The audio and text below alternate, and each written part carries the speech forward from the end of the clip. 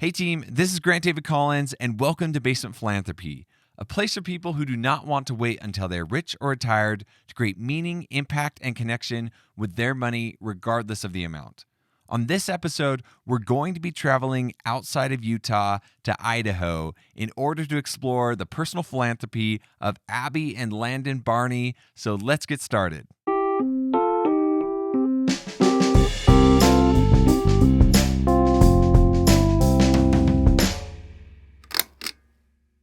There really is not a better word to describe my interaction that I had with Abby and Landon Barney a couple weeks ago than community.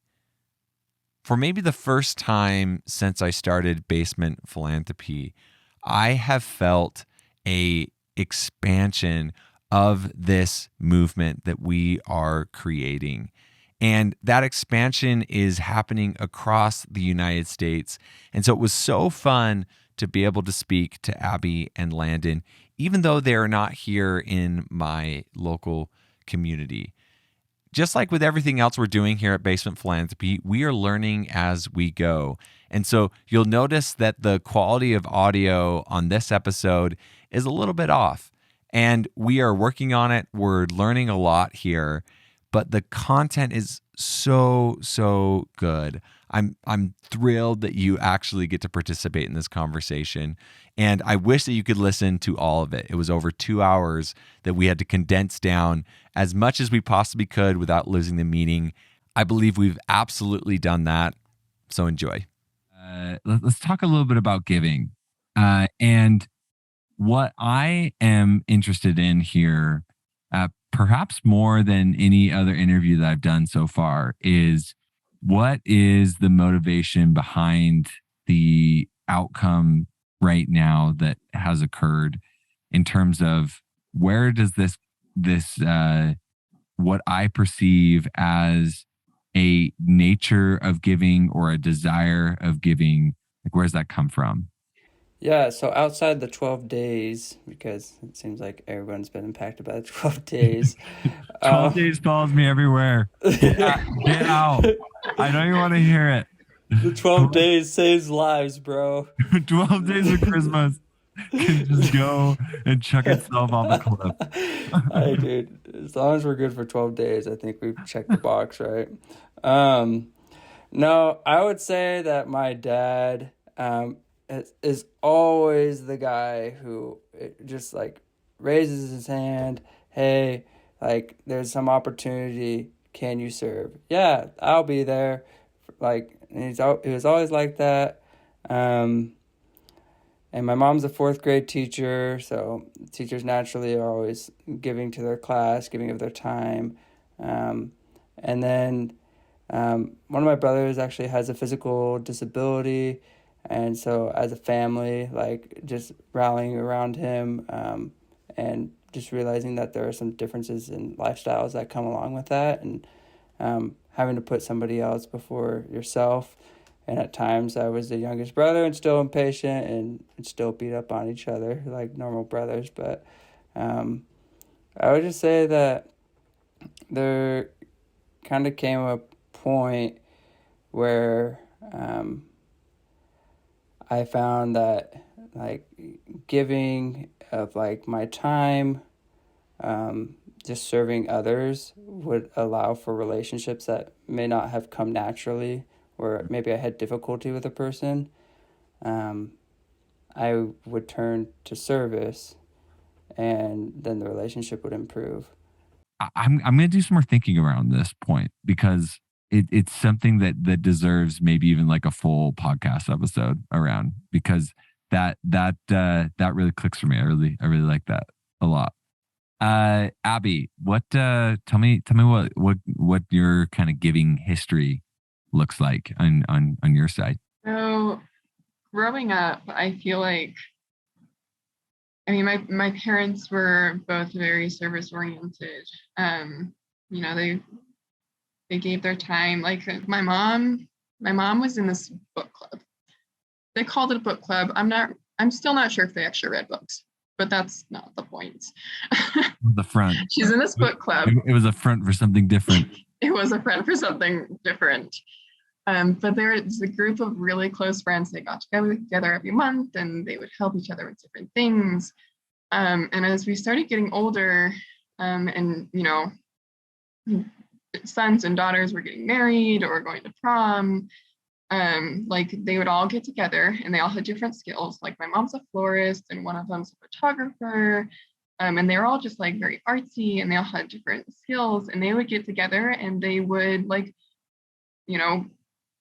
put together this like elaborate, like beautiful, like wedding. Like they did that for our wedding. And it was beautiful. And I would have never had, a wedding like that if they weren't all so close. They didn't have, they didn't all like pitch in their time. Like no one asked for anything. It was just like, hey, we love you. We want to serve you. Let's get together and create something. Or like one of her friends in that same book club is a seamstress. And when I was going to prom, I needed sleeves put on a dress or something, and she just was like, yeah, bring it on over. And she just whipped it out, and I was on my way. I had a beautiful dress, and she didn't ask for anything, It was just, they were all so focused on helping other people that, they didn't even think about themselves.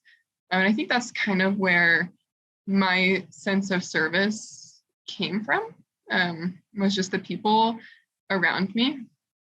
And I feel like a big thing in our household was like, you don't know what anybody else is going through. So a little kindness doesn't hurt, a little smile, hello, hey, let's go get ice cream, or, whatever, it doesn't matter, but you don't never know what someone else is going through. What I'm seeing in what you said, Abby, and I love the way that you've described it. I'm seeing your mom's front of a book club that was actually a service underground group.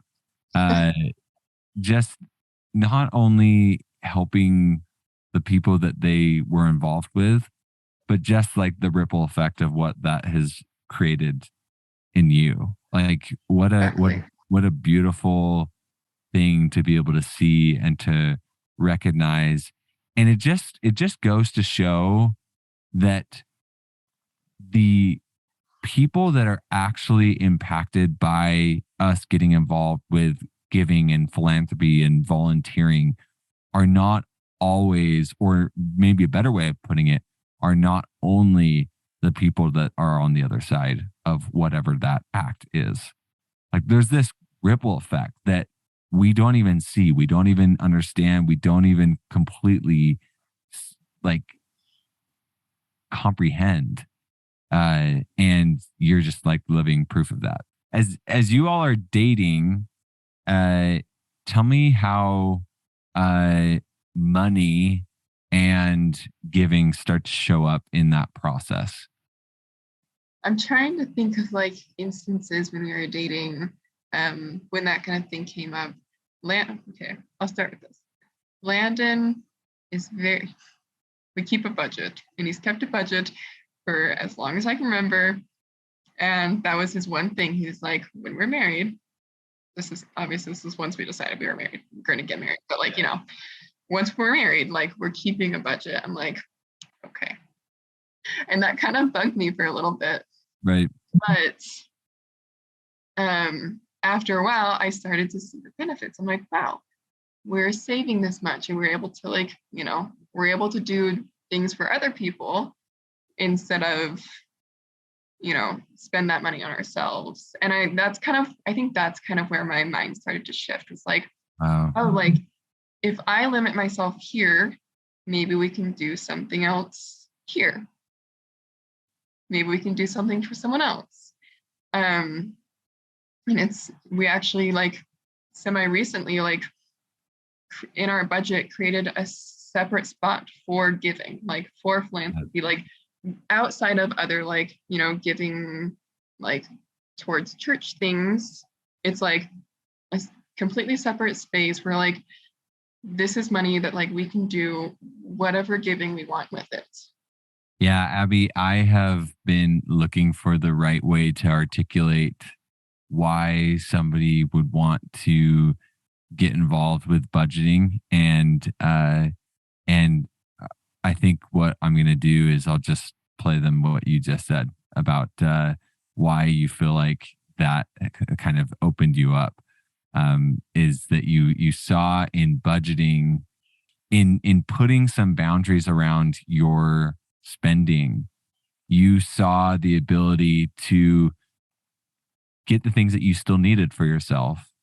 And then with what was extra, like, man, what can I do to give this? Like, what a cool way and what a cool motivation to be involved with getting your personal finances figured out.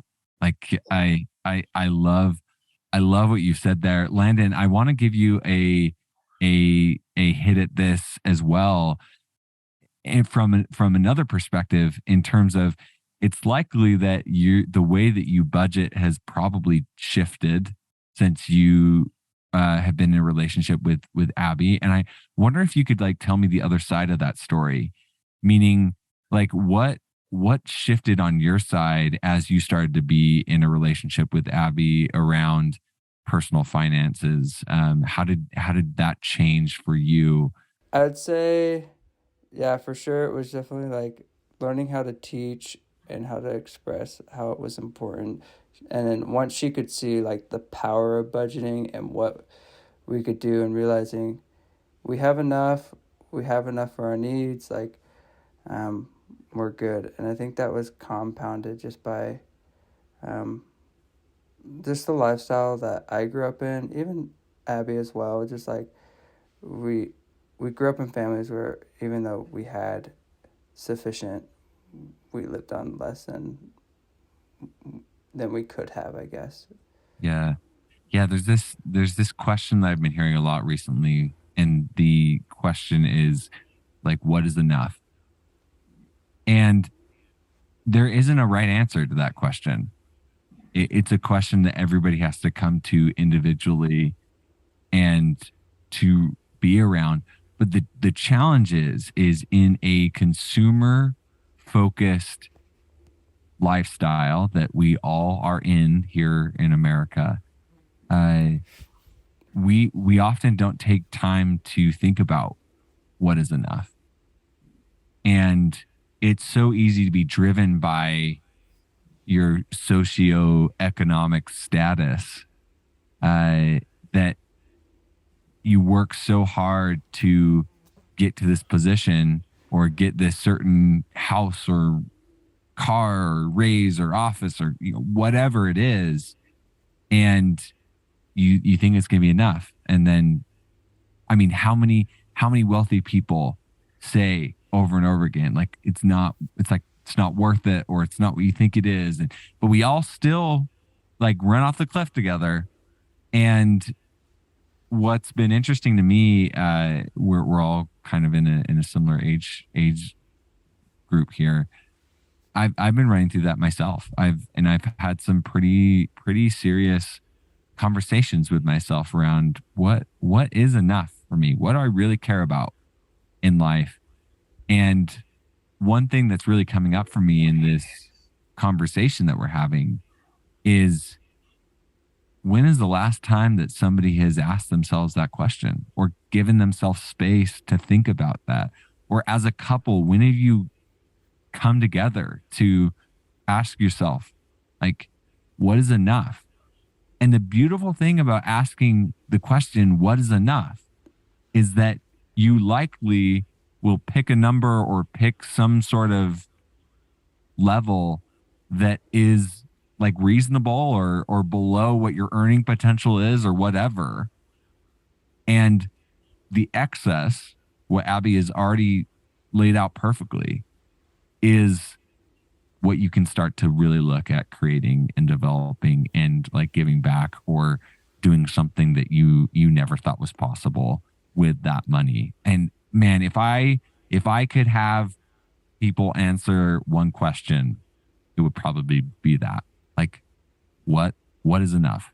I'd love for us to steer the conversation from what you all are doing, or your kind of relationship around money and finance and giving, and start talking about some of the things that you all have been doing as you've already established this. Like it's pretty clear to me that you all have a system in place, and it's not perfect. Nobody's system is perfect, and you're still going to, learn and upgrade around it.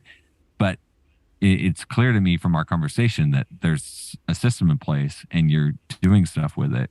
And so I would love to get into that part of it, but by the off ramp of this catalyst experience, or whatever you wanted to share around that kind of got you into this space a little bit more. Yeah. So after I finished school, uh, and to backstep for a second, just like I loved school. I like to be busy. Being around people my age, it's just a lot of fun being in that atmosphere. Um, so when I finished school, I started working, and I was just doing training, and it was like Omicron had just started going on, so it was all virtual, and um, I was like 2 weeks into my training. I had to do part of it. Starbucks didn't have Wi-Fi yet in the house, and I just came home and I'm like, this is really unfulfilling. Like I told Abby, I'm like, if my life is simply waking up, working out, eating, sleep, and working and sleeping, like this isn't gonna fly. Like there has to be something beyond this. Yeah. And um and then I just saw a post from you about something about philanthropy, and I remember like while I was working at Nimble that you were talking about starting up something surrounding this space, but like um, that was the first thing I ever saw. Like I think either specifically a post about philanthropy, or if it was surrounding basement philanthropy at that time. You'd probably know if you posted something back in January of 22. Um, but that really was like, okay, like this is something I could do. And that night, I think I just sent somebody like 10 or $20 to like via Venmo, and just said, go get yourself like a meal at McDonald's or whatever, go get something. And it was just this buddy in college. And after that, I was like, that was really fulfilling. I should do that again more often. Yeah. And then I feel like from that moment, it helped me step back, because I've always been, especially when I was single, I was very, very limiting with my budgeting. Perhaps probably too much. Abby's helped me be more reasonable in that way. And so that experience helped me realize, oh, like we can loosen up more. We can give and provide opportunities, and this is really fulfilling. So I think that was definitely the catalyst to, okay, like we're making time for this, we're making a space for this, and as time has gone on, it kind of, I stepped through that continuum you explained in one of your episodes of going on to like, okay, it happens to me, and then being more actively like seeking it out, but not having things set aside. And now we have like it's set aside for the budget, and we haven't gotten to the research phase, but I think it's definitely it spoke truth to me when you were talking about that in that episode of like you move along this continuum of like, okay, this is better, and then you can just get more and more involved in it, and more impactful with your giving. Yeah. Yeah. No, it's so, I love what you've shared, Landon. And I remember you sending me a LinkedIn post shortly after probably you had that run in with my content on LinkedIn. And you probably don't know this on my end. The just total support that I felt from you all as you just kind of just journey through like the vanguard of this whole thing has been so lifting and motivating to me to just continue to do what I'm doing. And so it's a beautiful experience to be able to come together as people who care about making a difference. and see just like that support network starting to be created. And that's what happens. That's the flywheel effect that starts to begin in this space, is when ordinary people start to see their money and their time and themselves as things that can create good in the world. Like it just starts to get bigger and bigger and bigger. And I put out a post that inspires you to do philanthropy, and then you push back on me and say, hey, Grant, love XYZ, so I do more philanthropy, so you read more content. And it's just like it's just like we can take this small little sliver of an interaction and just see how that ping pong effect goes back and forth and just explodes into something that's even bigger. So just I love what you've shared so far. One thing that I'd love for you all to share. Len, you shared a couple of these, but is there any specific giving experience that you all have had since you started getting involved intentionally, like with putting money aside, that you would want to share, like that has been like particularly impactful? One experience comes to my mind, one particular experience. It was a while back, and we were talking to a good friend, and he was telling us about something that he really enjoyed, and he wanted to get this new thing, but it wasn't in his budget for it. And so we decided together, like, it would really mean a lot to him if we did that for him. And so we just said, hey, check your Venmo. Like, it's like, the exact amount that you need for this. Like, I want you to go get this because I know it'll make you really happy. And it'll make you enjoy, you'll enjoy it. And just like, I think that was one big experience that I had, because like going back to like seeing how it affected him really opened my eyes to what, the possibilities that I had. And so like, and back then I don't actually think that we had a huge budget set aside for it, but it made me think more about like, hey, maybe we need to focus a little bit more on this, because that was a powerful experience. I remember that buddy, he called me back and he just was teared up about it. And I think that experience just taught me about we need to give what the person wants or needs, not what we want to give. Yeah. Like, really understanding the receiver. And that is probably a minor, like, very micro example of research, right? He just told me. Right. But, like, the more research and understanding we do about the recipient is how we can improve that. To kind of wrap things up, what as you're thinking about this like fund that you guys are starting to build, do you have any projects that you like want to be doing, or that you're thinking about, or you're like prepping for or saving for, anything that you like are looking forward to in your giving? I'll chime in just for a second. One thing that Landon and I have talked about in past and in recent has been around our furniture flipping, actually. Cool. We flip furniture. And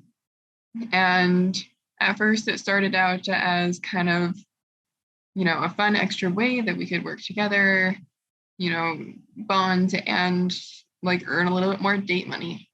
And then we started thinking, wouldn't it be fun, instead of earning date money, to flip it on its head and make it a philanthropy thing, and use this furniture we're flipping and give it to people who need it the most.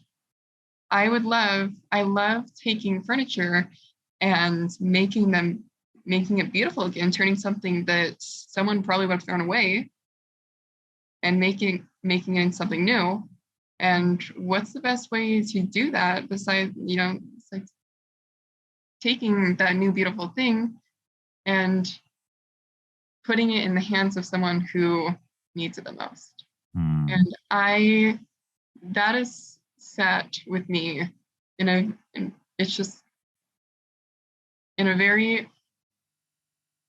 loving way. It's something that I want to do so bad, because I can envision the face of someone who's receiving this, who really does appreciate it and love it and need it, and the effect that it can have on both parties is amazing.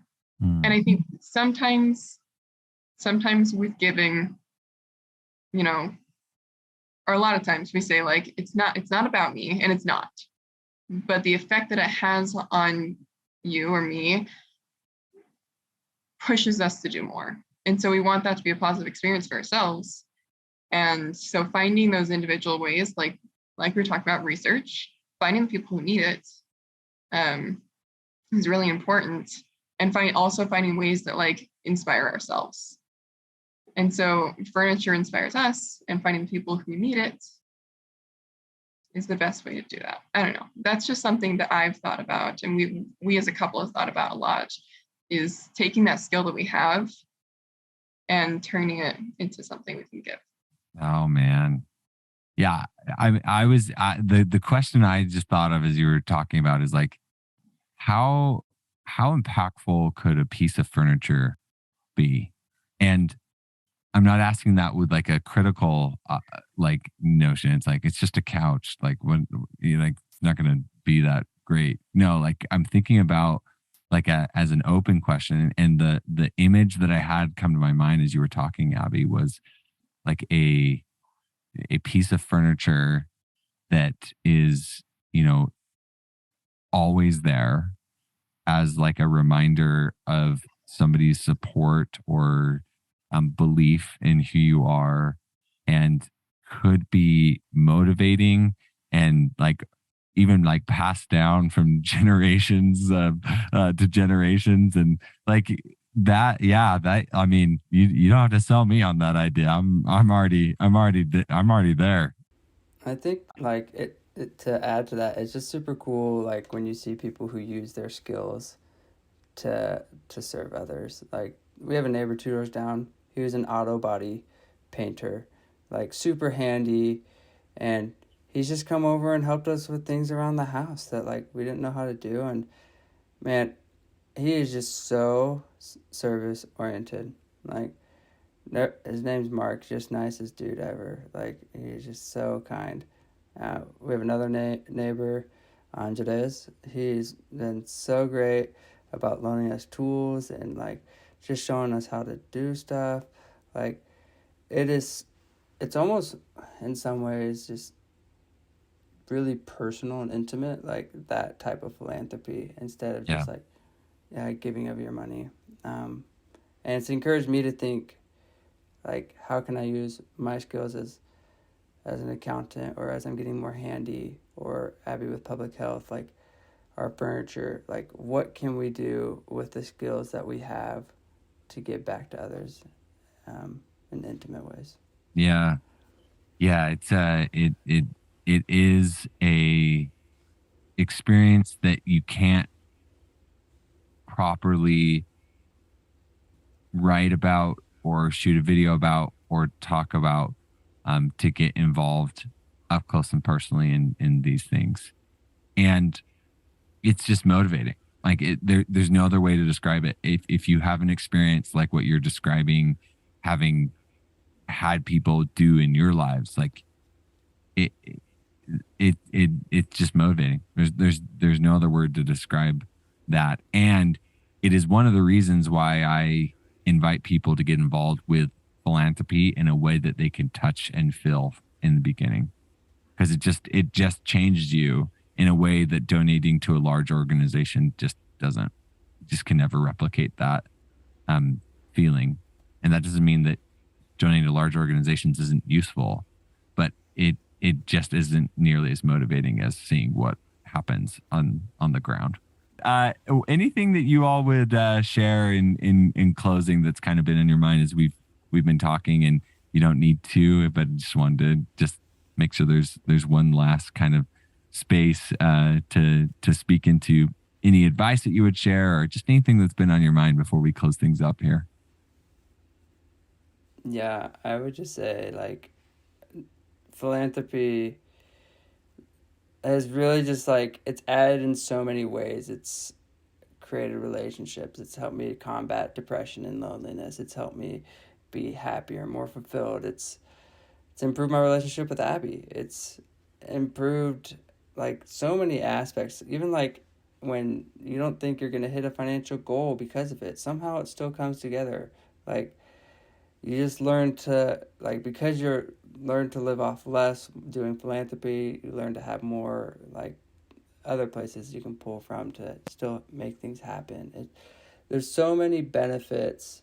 If you're looking for a short term like benefit, there are so many that will be long lasting and accompany you throughout this whole journey and process. It's just doing that first one. Just get out there. Your $5 will make someone's night if you bring them a McChicken and fries. Like it will. It literally will. A freaking milkshake. It would make my day if someone came to my door tomorrow night with a milkshake. You can send that DoorDash right now, Grant. Yeah, But yeah, I got seriously, it. like, I mean that those things make a big difference. Like you have at least $5 a month to Yeah. make someone's night. Like you really do. That's my final closing statement. McChicken and fries. I'm actually thinking about the title of this podcast and how I could incorporate McChicken and fries into it. Oh man, Abby, anything that you would want to add on your end? Yeah, I would just say it doesn't matter where you start. Just start. Because you'll never regret starting. And you'll never regret the things you do. There might be times where you mess up, and we have, like we've talked about. Yeah. But you'll learn from them and you'll grow from them. But just start. Because the way it makes you feel, I mean the way it makes other people feel makes the world of a difference everywhere. I mean, it's such a fulfilling way to spend your time. Like, I can't think of a better way to spend my time than giving, Yeah. besides, spending time with my family and giving. And if I can combine those two things, I'm practically in heaven. Yep. That feels good to me. That feels really good to me on this end. I love you too, and just appreciate everything that you've created in me as you've gone out and served just the world and your community and whoever has come across your path right now and in the future. Keep me in the loop on the whole furniture thing. I'm super interested in that whole concept. Well, team, that's it for me. Let's go out in the world and create good with the money in our pockets together. Talk soon.